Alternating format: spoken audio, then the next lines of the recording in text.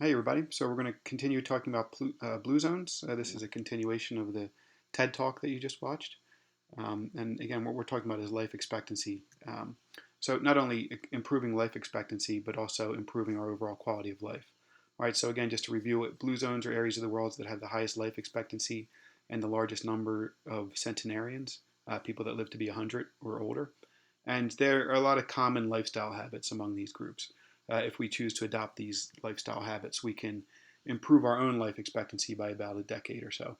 But more importantly, especially for this group, you're probably not worried about what's going to happen 50 or 60 years from now, but it can improve your overall quality of life. So the same habits that are going to extend your life expectancy are also going to make you much less prone to things like depression, anxiety, allergies, asthma, pain. It's going to reduce your risk of cancer, heart disease, etc. Okay, so the first area, Sardinia, Italy. It's in the Mediterranean, has the world's longest lived men.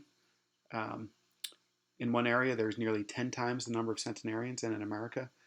So again, they eat a plant-based diet. We're going to talk about this a lot more when we talk about nutrition. They eat a lot of beans. They eat beans every day. They also eat a little bit of dairy, sheep, cheese, goat's milk, and they have a little bit of meat, not too much. Just usually it's about once a week. Drink wine every day. So good news for those of us that like to drink wine. A glass of wine, maybe two glasses for men. That's it. But they walk 5 miles a day, and that's just kind of part of their daily routine. Um, the word sardonic is meaning dry sense of humor actually originated from Sardinia.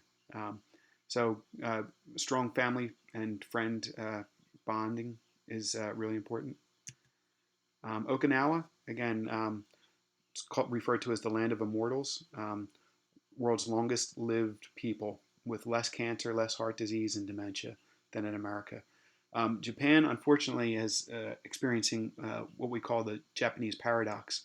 They have, the highest life expectancy in the world, or among the highest life expectancy in the world, and yet they have a very uh, big problem with obesity among their young people, and it's primarily because they're eating a lot of fast food, they're eating a lot of junk food. So the Western diet has contributed to the obesity epidemic that they're experiencing in Japan. So the Japanese paradox again is they have a very high life expectancy, very healthy older group of people, and a very unhealthy younger group of people because they're all eating junk food. Um, they, regular, very active. They have vegetable and herb gardens. Again, a plant-based diet. Um, very heavy in soy. It's not the processed soy that we see in the supermarket. Tofu is okay. Edamame is great. But all that fake meats, the soy meats and the soy cheeses, you should probably avoid. They eat some fish. They also eat a little bit of pork.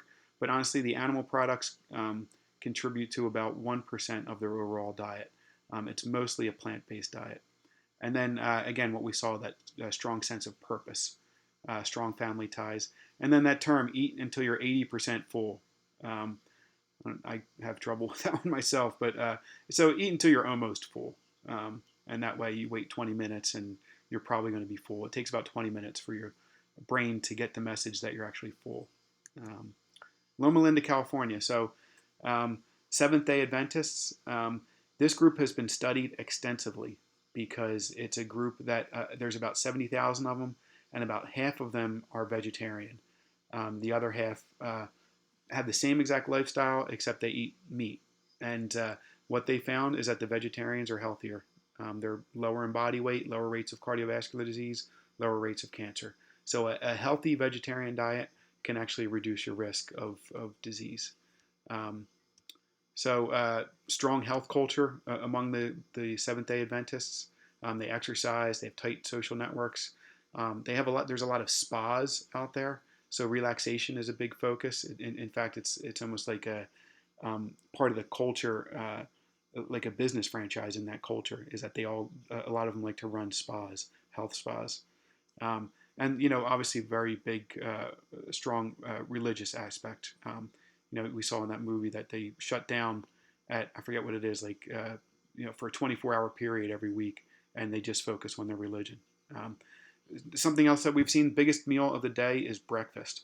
So I forget the term. It's like breakfast like a king, lunch like a prince, dinner like a pauper or something like that. And it's the biggest meal of the day is breakfast, and then a moderate sized lunch, and then a small size dinner or supper. Greece, again, Mediterranean. Um, People on this island of Greece more likely to reach the age of 90 than America, or 3 times more likely to reach the age of 90 than Americans. Less cancer, cardiovascular disease, dementia. They're all very active in farming or fishing. It's a variety of the Mediterranean diet. Lots of olive oil, lots of whole grains, fruit, some fish, little goat's milk, herbal teas. Wine is consumed every day. They take regular naps, which I like to do as well. So taking a break every day for an hour, 20 minutes to an hour is a good idea.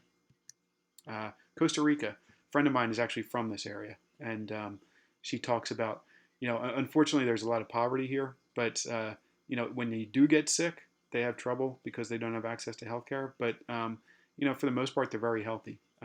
Costa Ricans spend 15% of what we spend on healthcare, and yet they seem to live longer, healthier lives. This particular area in Costa Rica has the lowest rates of cancer in the country. So this is a little, it's kind of hard to see, but this is a little subset of Costa Rica. It's a little peninsula off the west coast of Costa Rica. Again, they have that plan de vida, a reason for living, which centers around family time. They don't have electricity, so they go to sleep when the sun goes down, wake up when the sun comes up, typically get 8 hours of sleep a day, which is a good idea. Lots of fruits in their diet, lots of vegetables. Again, lots of beans, obviously, because it's in Central America. Little bit of meat, some fish, but again, just very heavy in plants. And of course, they get a lot of sun too, so they get a lot of vitamin D. So the Power Nine, again, we saw this in the video. So these people, they just move naturally. So it's not that exercise is bad for you, but when you're just physically active throughout the day, that's actually much better for you than just sitting behind a desk all day and then getting 30 minutes of exercise at the gym. So just move naturally. They grow gardens or they walk a lot. They all have a purpose. They tend to downshift, so they either meditate or pray or take naps every day. Do a happy hour, get a drink with a bunch of friends. They follow the 80% rule. They don't eat until they're over full. They eat mostly plants. So what's interesting is that none of these groups were vegetarian, other than the Seventh-day Adventists. But these groups eat mostly vegetarian diets. They eat a little bit of meat. It's just that meat is not the basis of their diet like it is here in America. So it's mostly fruits and vegetables, beans, whole grains, and then a little bit of meat. Red meat is eaten about once a week, and the portion sizes are 3 to 4 ounces, which is about the size of a deck of cards. Almost all of the people drink wine or alcohol moderately and regularly. And there's a lot of evidence that moderate drinkers outlive non-drinkers.